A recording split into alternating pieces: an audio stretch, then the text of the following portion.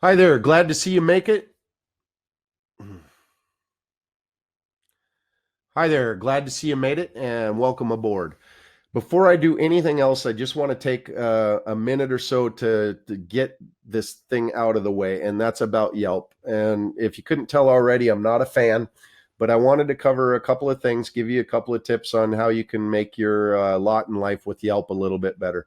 This is Custom Paint Collision Center in Birmingham, Alabama. And as you can see right here in the middle of their front page, they've got a Yelp badge. Now, you can get your Yelp badge by logging into your Yelp business account, and you can have your webmaster, whoever your IT person is, just copy the code for that, and you can plunk it on the bottom of your front page or on your reviews page, whatever you want to do. But if somebody's going to review you on Yelp, you're going to want them to use the badge rather than searching for your business on Yelp and then leaving the review. The reason why is, and here's Custom with their 3 reviews and their 4 stars, is that many reviews are often hidden, and so this guy's got 3 posted reviews and 13 hidden. If they use the badge instead of searching out the business and then leaving the review, it'll reduce the chance that the review is hidden. Um, Hidden reviews are ranked in order from worst to best, and so that means these guys only have one star review, and the other 12 are all 5-star. I'm thinking Custom would have loved to have had these posted. It probably make them go from a 4 to a 4.5. This ridiculous video explains their, not very well, but it tries to explain their reasoning and their algorithm, and claims that 75% of reviews made on Yelp are actually not hidden, which I think Custom would beg to differ. Um, and who knows what it is about their algorithm. It could be the review length. In the case of this recent one, could be that they've never left any other review. Well, this means that they do have another review. This person has 4. Hard to say. But I know that plays in, but the exact reason is something they hold close to the vest and they're not revealing. But I mean, this guy's got multiple reviews across Yelp, and for whatever reason, his are hidden. Um, it remains a mystery for the most part. But the other thing that you can do is that when a new review comes in on Yelp, as long as you're logged into your business account, not a personal account, and you interact with that new review. So if you have a system set up like I have in my system, that if you sign up with me, I can set it up to where you are notified when a new review comes in on Yelp or any other platform for that matter. You'll be notified so that you can reply to it promptly. If you reply to it, it usually takes Yelp 2 days to hide the review if they're going to. If you interact with it by leaving a reply, or you get somebody else from your shop or your spouse or whatever to click the useful button, which I just did for that one, it will decrease the chance that the review will be hidden. And if it is hidden, you can still interact with it even behind this gate. And if it's a recent review that was hidden and you didn't catch it when it came in, you can still reply to it. And the next time the algorithm goes through, it might actually unhide that review. So those are your tips that I have to give you. The other thing I wanted to show you real quick before we leave, just to make fun of Yelp people, is how they operate. Let's look at Barbecue 2U in Gig Harbor, Washington. 175 reviews. Looks like they're rated 4.5 stars. And I still don't like it that they put your competitors ahead of you, the paid ads ahead of your business. That's ridiculous. But look at this: 43 reviews left by Aaron, 176 reviews by Jim, 102, 273 by Jason. This is not normal consumer behavior. I've left 1 review in the last 5 years. How many of you left in the last 5 years? How many in the last 10? How many in the last 1 year? None for me. So 273 compared to normal consumer behavior, this is completely abnormal. It's cult-like behavior. So when Yelp makes this claim, or these rating sites look at overall reviews online and they say, well, Yelp makes up 13 or 14% of all reviews left. Yeah, but it's from people like this. This is the reason why. So this guy has left 273 times the reviews I've ever left. I mean, this is absurd. They blow the bell curve. Their current relevance is overstated by a long shot, and their relevance overall is going down, down, down. Not to mention the fact that they're really still hospitality industry centric. So they have very little bearing on more blue collar type businesses like Autobody. In any event, I think they have a horrible business model. A lot of business owners think it's tantamount to extortion by hiding those reviews, trying to get you to pay for their services. And it's hard to disagree with that notion. But their business model is giving them their just desserts. I mean, this is their share here in red in 2015 of all reviews online. It was cut in half in the course of a year as Google increased their share, and cut in half again by 2017. I'd like to see what the actual numbers are when weighted for the type of people that frequently leave reviews there. It's completely skewed, and I'm glad to see them fading into obscurity. I can't wait until they fold. Sorry, I don't normally wish ill will on businesses, but I don't like their business model. I don't like the way they do things. Now, on to more important things, which unfortunately is going to be dealing with other types of review sites that I don't like. You've already heard me digging on these third-party vertical review sites like Surecritic, Carwise, Autobody-Review, and there's others. But I don't like what their net effect is on businesses like yours. And I'm going to explain to you as we go here how it's happening that they're actually hurting you, not helping you. You are the one helping them. And I don't like the way they do things, and I don't like the dishonesty that I see. It's this close to dishonesty. I just clicked on the For Business link so you can find out what they can do for you. Well, they can get you authentic, verified reviews from your customers. That's amazing. Really? They can get you reviews? No way. Oh, they're the pioneer of verified reviews. Who anointed them the verifier of reviews is one of the big questions. Okay, you can get in-store feedback direct from your customers. Well, if they're in your store, couldn't they just talk to you? Create custom surveys to get the answers you need. Well, SurveyMonkey does that too. Generate hundreds of verified reviews on Google and more. I don't know what the "and more" means, but doesn't reviews on Google kind of suggest that they're going to get you Google reviews? Well, they're not. I know they're careful with how they selected their words here, but to me, it's misleading. It would have been better if they said Surecritic reviews on Google, because that's what they're getting you is Surecritic reviews. Private and public feedback, I have no idea. Your public message consistent across the web.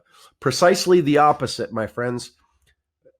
Surecritic, Carwise, and these other third-party verticals cause inconsistency across the web, and I'll demonstrate that right now. So I'm going to do a quick search for Autobody up here in my neck of the woods, and we'll go right at the top here. Kelly's Autobody, Bellevue, Washington. 1,957 reviews. So looks like most of them are 5-star. They're 4.8 rating, some 4 stars, no 1 stars. And it looks like they got a whole bunch of reviews just three days ago. So they're active on that, and let's look and see what the result is and what that's doing to Kelly. All right, so we look up Kelly's Autobody. This is what they mean by getting the reviews on Google. Here they are on the blue links. Well, here's your Google rating, 3.7 on a whopping 39 reviews, compared to almost 2,000 reviews on Surecritic and another 405 on Carwise. Wow, these guys are just killing it, aren't they? So 4.8, 4.6 versus 3.7 on Google and 2.5 on Yelp. Which ones are you going to believe? Which ones do you think consumers are generally going to believe? Well, they're going to believe who they've heard of before. This low rating right here probably isn't because he does bad work. It's because he's putting all of his positive reviews on a website nobody's ever heard of, versus giving any attention at all to the one website where everybody's going to learn about him and get their first impression of him. It's nuts. I can't believe that they're doing it. Next reason I don't like third-party verticals is they steal your thunder and all the work that you've done to become a good shop. And if you've had good work done on your website and it was optimized for keywords and backlinks and crosslinks and all of that good stuff, and then you list with one of these sites, Here's what happens. Somebody does a search for body shops in whatever city. Well, what pops up? Yelp, expertise.com, thebestrated.com, Angie's List. And it's hard to find an actual auto body shop in the SERPs. And websites like Carwise will pop up often. You'll see expertise.com. You'll see Surecritic. You'll see Birdeye dominating the first page and beyond of the search results instead of auto body shops. Well, how did they do that? Well, because those of you who are using them, let them borrow your relevance and your prominence and your authority. And they get to take all of it from you and then everybody else that's on their platform as well. And that gives them the most relevance. So you're helping them. Make no mistake about it. You are helping them promote their website and their service, not vice versa. So that's reason number 2. All right, next reason I don't like them is that they're apparently supposed to be helping you get found, right? I mean, they're going to collect all these reviews for you and people will find you. Well, how are they going to do that? They make horrible search engines. I mean, everybody on here, you have to search by city, of course, and then everybody on here is 5.0, 4.9, 4.9, not to mention being completely dominated by these big MSOs and consolidators. But page after page, it's 4.8 to 5. Everybody looks alike, so much alike they look. They even have the same logo. How is this supposed to be helpful? You know, things like this don't help the consumer differentiate between businesses. That's the whole idea of reviews, is that they can make a distinction between somebody they'd like to do business with and somebody they don't want to do business with. Well, how are they supposed to do that when everybody looks exactly alike? I mean, this is ridiculous. Not to mention the fact that these numbers are, I'm not saying that the positive reviews aren't real. I know they're real. It's just that the average consumer is not going to believe that they're real when they see such a high number, which I've seen numbers as high as 7,000 collected reviews on Carwise. Is a consumer really going to believe that, or are they going to put any stock into it? Especially if it doesn't jive with the rating that they see on Google. How about this Gerber in Huntersville? So when a consumer sees a 4.9 on one website and then they look at Google and it's 3.8, I mean, there is no relationship between these two numbers. The point is it's just going to confuse the consumer, and the confused mind's always going to say no, and they're going to move on. And this is frequently the case for people that are heavily using third-party vertical review sites and shunning Google, is that you're going to end up with a negative Google score. And I'll get into the explanation behind that. But another way that they arrive at these high numbers, not in the review count, but in the rating, is by actually, it's what customers suspect, is that they are not posting negative reviews. And this is true of almost all vertical third-party review sites. The only one that even makes the claim that nothing gets suppressed and nothing gets sequestered is Autobody-Review.com. But the rest of them make no such claim, because the reality is, and if you're using this, you probably know, is that often the platform will give the business owner the choice of posting the negative review or not. And sorry, but that's unethical. And there's no two ways about it. Doesn't give people a true reflection of the reality at that business. And again, as I've shown you, if you get things taken care of on the Google side, you shouldn't fear the negative review. In fact, you should welcome it. I think that review sites like this have a nasty after effect of getting people that use them into actually believing that they really are a 4.9 shop when maybe they're not.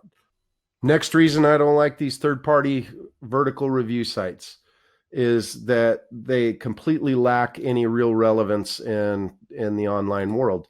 So let's take a look at carwise.com for a second and their numbers. They rank 16,557th among websites in the US, translates into 489,000 actual visits to their website in 6 months. This is over 6 months. That's not very many. Let's compare that to where I believe that you should focus your energy if you want to get some diversity in where you're getting reviews. How about Yellow Pages? Yellowpages.com is ranked number 476. There's no comma in there. 21 million per the same 6-month period.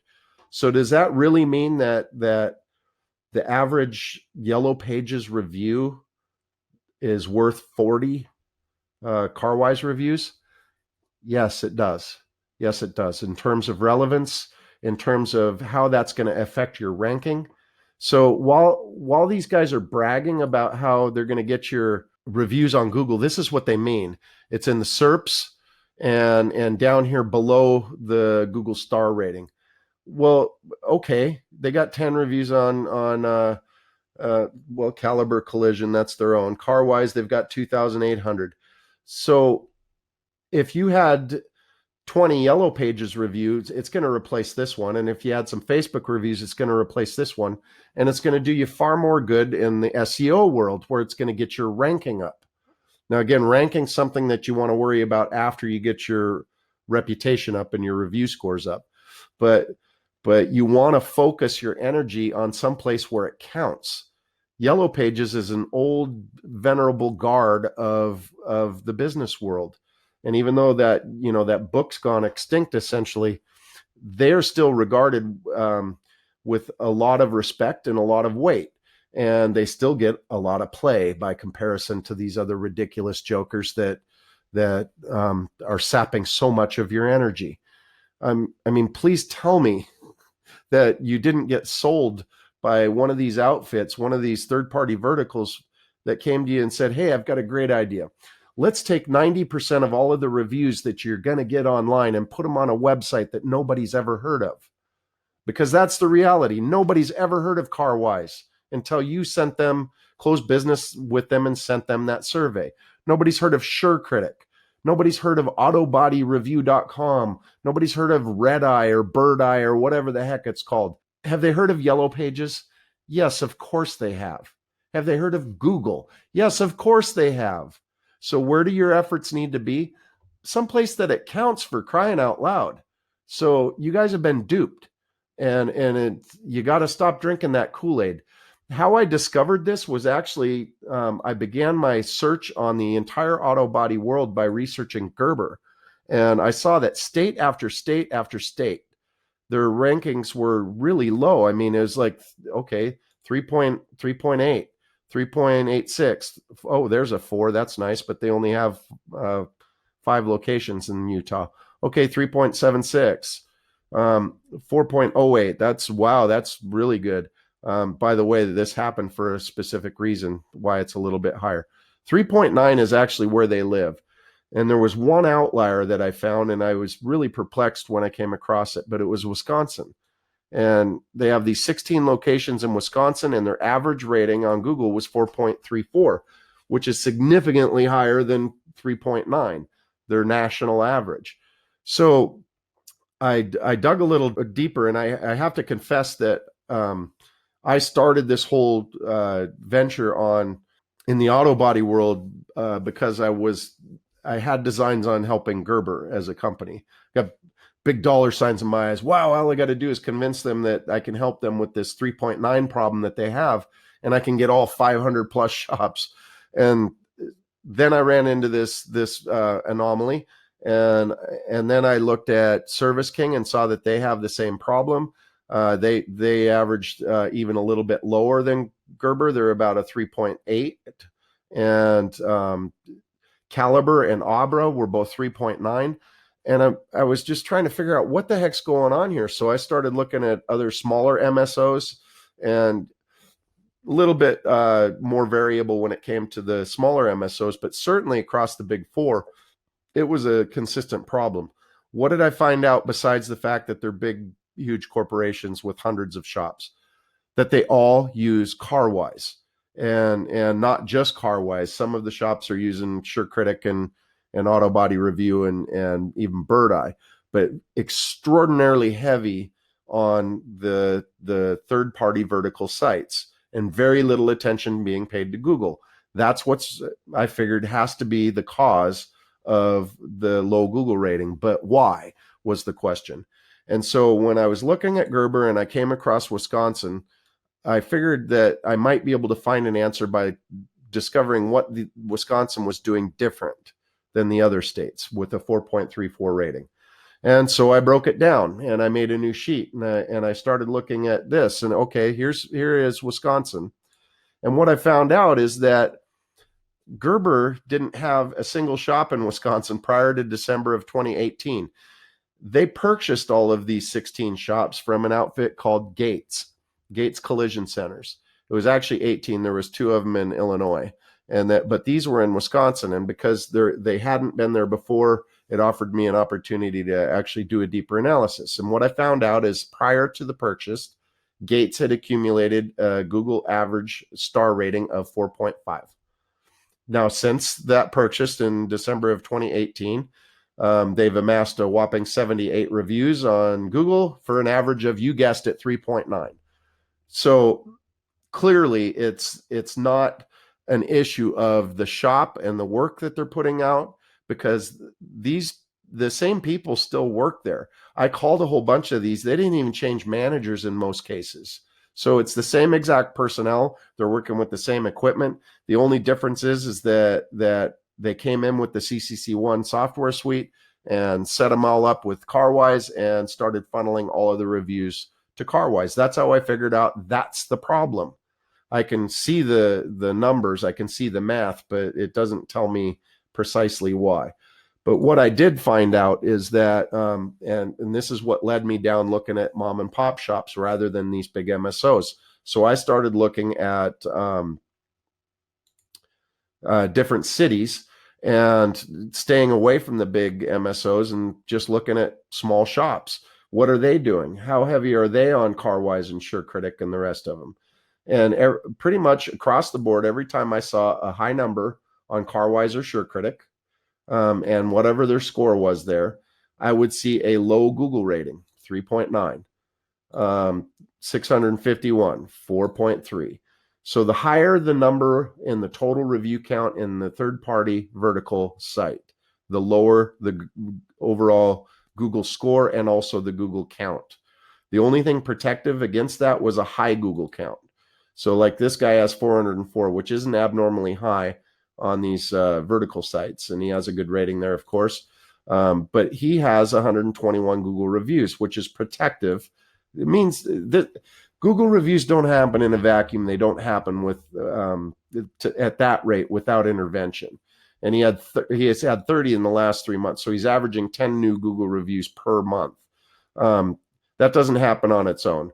Most businesses in general are lucky to get even 1% to 2% of their closed business clients to leave a review.